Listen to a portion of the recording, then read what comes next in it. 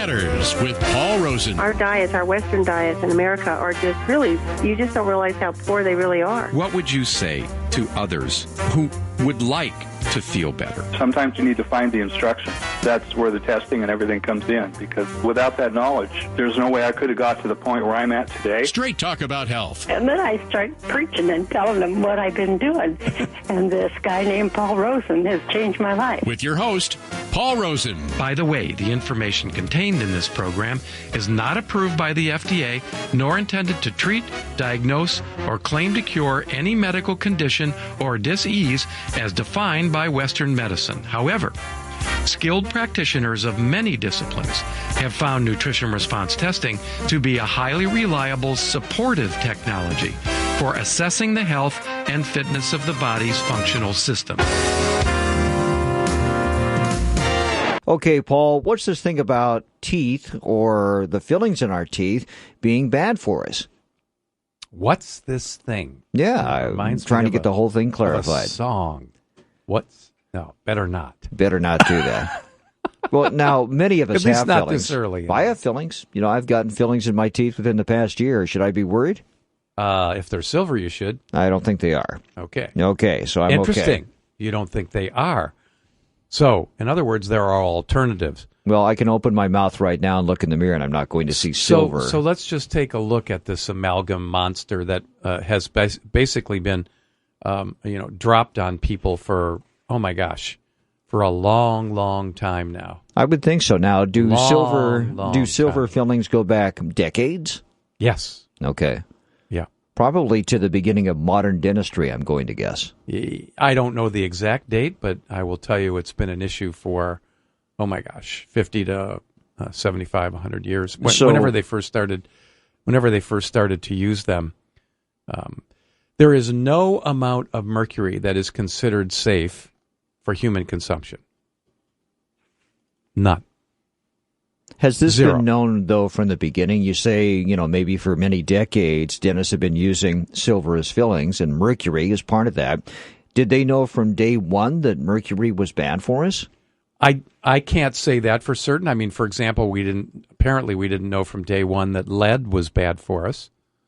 And as you know, many cultures previous to ours utilized lead piping. In fact, we even utilized lead piping up until the advent of iron piping and copper piping, and now plastic piping. That was part of the issue in Flint, Michigan, was lead from the piping getting into their water supply. So we know it's still out there. It's still a problem. Absolutely. So I'd be willing to, put the conjecture out there that the issue with the mercury in our fillings has been known for some time.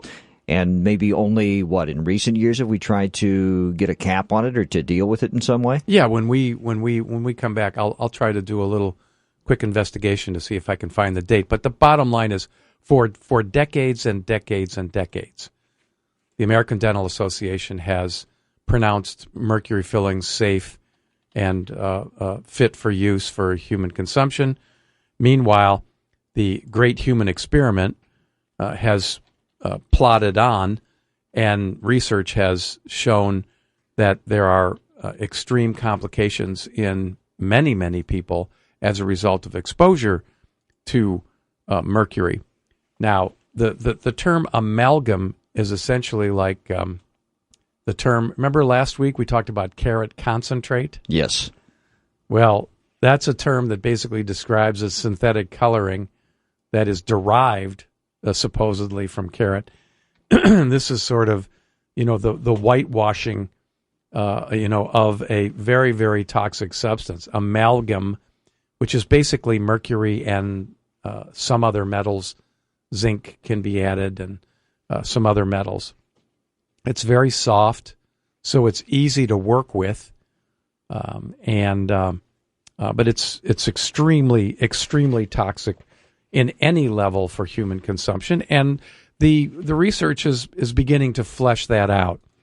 So, for example, fillings release as much as 15 micrograms of mercury per day, while the FDA warns that seafood contaminated with mercury is toxic, especially to fetuses, but adults as well, in the amount of 2.3 micrograms. Wow, so a fairly small amount. And I remember those.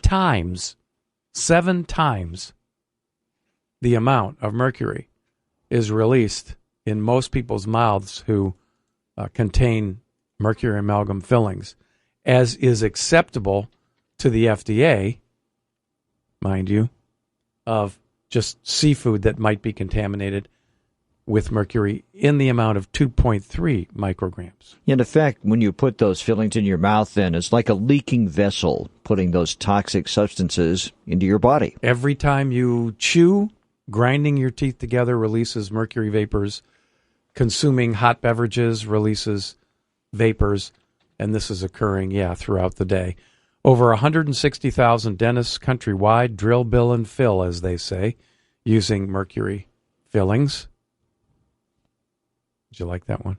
I got it, but I'm also concerned about that. If we know there is an issue with these things, why are they still so widely used? American Dental Association. Just like tobacco, why do so many people smoke cigarettes? I mean, is there any doubt in any person's mind now that smoking is hazardous to your health in so many ways? Right? It's the same thing.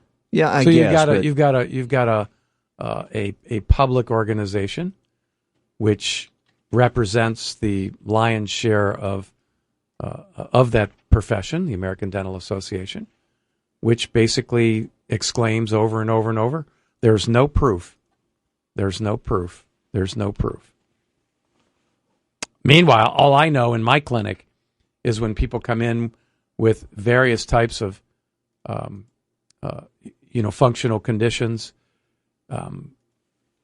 that reveal heavy metals to be one of the aggravating components. I just go about trying to help support the body's elimination of those things as it has become overwhelmed by them. Are there alternatives to mercury fillings? Yes. So now there's no excuse. In the past, early days, there were very limited alternatives, if any, and certainly none as convenient as the amalgam material was for dentists. But now there are plenty of options. Should we be going to our dentist and demanding alternatives? Absolutely. Now you're jumping to the action point. I'm not done with the material yet. Okay, let's get to the material. As usual. Oh, I'm a get to the point kind of guy. You're jumping ahead. Oh, silly me. So okay, now we'll you have going. to be patient. All right. You have to sit and be patient. I'm not only an action guy, I'm a patient guy too. So Ooh. More material. All right. Ready. So unfortunately it's the folks who have fewer resources, read that money, who have access as well as access to dentists who simply don't drill, bill, and fill, or drill, fill, and bill, however you want to say it. Resources end up paying the price, including fewer options. That's the price they pay, is fewer options to mercury. But they are available. They are readily available, and actually should be cheaper at this point. Dental amalgams are responsible for 60 to 95% of the mercury buildup in human tissue. That seems inexcusable because we know this is an issue, and to have that higher percentage coming from a single source, a single preventable source, seems just not right. Just another example of the FDA's hypocritical stance. If we found out that a pregnant woman was consuming more than 2.5 micrograms of mercury in the form of eating, tuna, right? We would admonish, oh my gosh, you don't care. You're jeopardizing your, baby to be. Whereas in this particular case, the FDA flaunts the real toxicity of mercury in the form of dental fillings. As with many things that are bad for us, Paul, I think many of us just don't know that fillings contain mercury. It's not like when you go to your dentist and have this work done, it comes with some kind of disclaimer, right? Yeah, no, there's no disclaimer. It's, they call them silver fillings is the floated description. But we're also And, of course, they accustomed- do look silver, except there's one problem. We're all very accustomed to that, though. I think when they say silver fillings, we just accept that at face value. There's so to one speak, problem with that. which is There is no silver in an amalgam. I think that's what we're assuming. I don't think anybody stops to think too much about what their dentist is putting in their mouths in the way of fillings. Many people don't, which is why I do what I'm doing. Right? Many people don't understand that. I mean, you just have to look at your dentist in the eye and say, what the heck are you doing? Not only that, but it's very toxic to them. The drilling is heated. Oh my gosh, the exposure to the folks in the dental profession is amazing. Also, I understand that these amalgams, so named, also contain other items such as tin and copper. And that, I assume, is why they're called amalgams. They are a mixture of various metal substances. Is that right? Indeed. Okay. Wow. So that solves that issue That right solves there. that issue, except for one thing. Except There is no silver. it's just tin and copper and Right. mercury and Tin maybe and copper, whatever else tin they and can copper, mix in there. mercury and zinc, generally speaking. Right. It's like Fred Sanford's backyard, all mixed up in mishmash. your mouth. Right. Anybody over the age of, I don't know, roughly 40 will get that reference. But, you know, if you're a younger person, Fred Sanford ran a junkyard on a TV sitcom in the 1970s. Obviously, James appreciates it. James, our producer over there, obviously gave us a rim shot for that. Probably, and a ting, Oh, too. my gosh. But he's just I in feel, love. He's in love with you this morning. Well, he liked the Fred Sanford reference, so I will be making other 70s... Still cashing in. Other are you? 70s TV show, comparisons throughout the course of the program. Dental amalgams are responsible for 60 to 95% of the mercury buildup in human tissue. Mercury exposure has been linked, this is the up-and-coming research, to a number of neurogenic diseases, including Alzheimer's, Parkinson's, and MS, and the list goes on.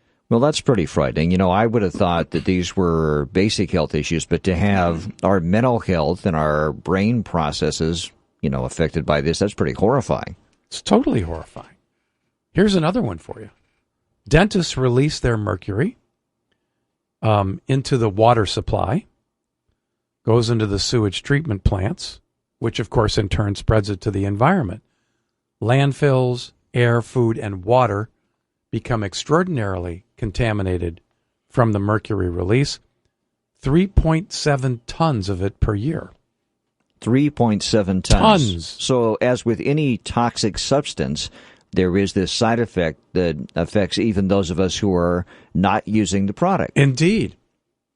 Another reason to go to your dentist and demand that they stop using amalgams, to go to write a letter to your representatives demanding that legislation be passed to eliminate the use of amalgams, and, of course, support organizations that promote dental choice. One of them is called Consumers for Dental Choice.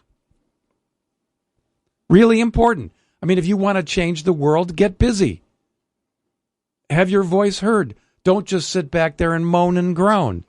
Get busy. Also, Paul, to back this up, I have some information in front of me. Apparently in Sweden, there was a move to have these kinds of fillings removed. And according to their research in Sweden, 78% of the customers who had these, mercury-tainted fillings removed in their mouths reported improvements in their health. I did. Really? You went through that experience? I have.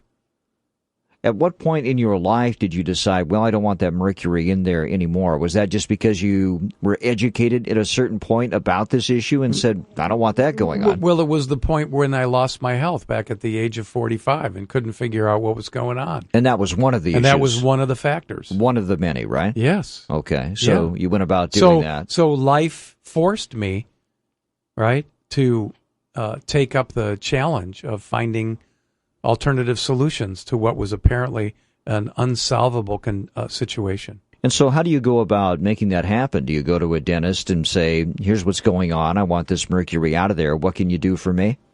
Well, there is a method. There are what are called now biological dentists who understand this whole predicament and have their their offices outfitted with special types of equipment to be able to handle that safely.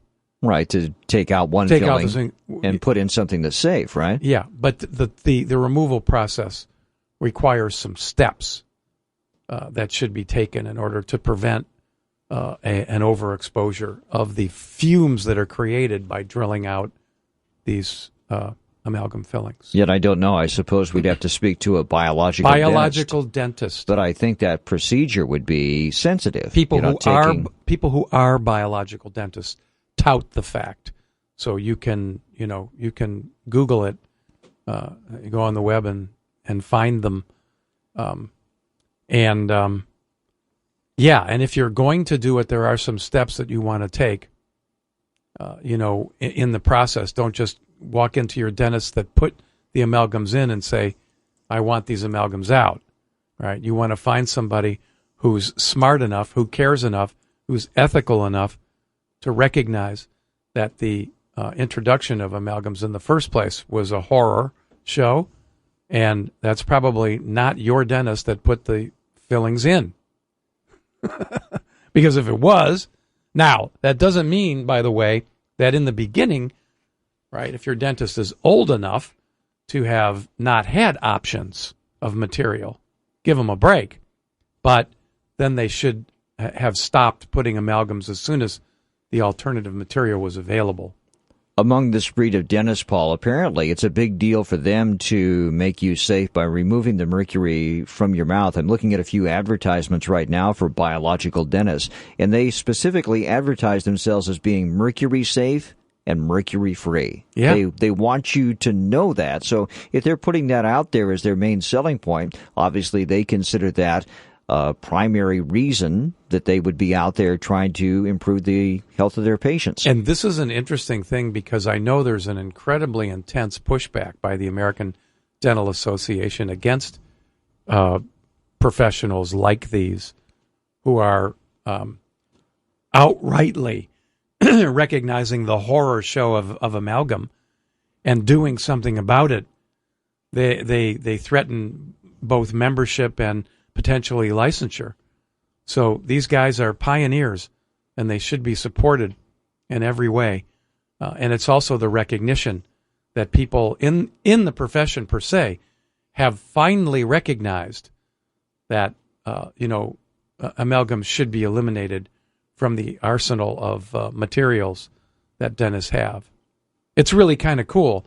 This is why I do this show and talk about this, because before when I did this show, there weren't very many dentists out there who were on board, and now more and more and more dentists are out there, particularly younger dentists or older dentists who have finally accepted, done their research and accepted the poisonous aspects of mercury, where any exposure to mercury, and in a way it's self-serving. I mean, the dentists who utilize this stuff are being poisoned even more so than the patients, because they're utilizing it all day long.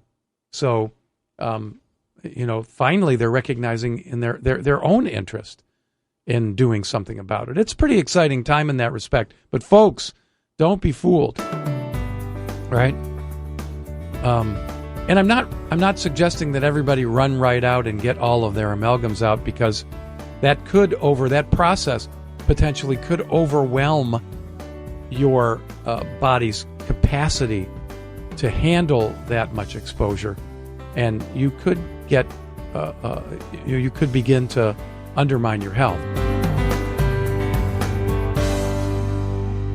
One more note, you can get a free chapter of Paul Rosen's book, The Missing Piece. Just go to his website, acunatural.com, acunatural.com, and fill out the dialog box that pops up. Rest assured, no information you provide will ever be shared with anyone else. So, what are you waiting for? Get going on your personal road to wellness today.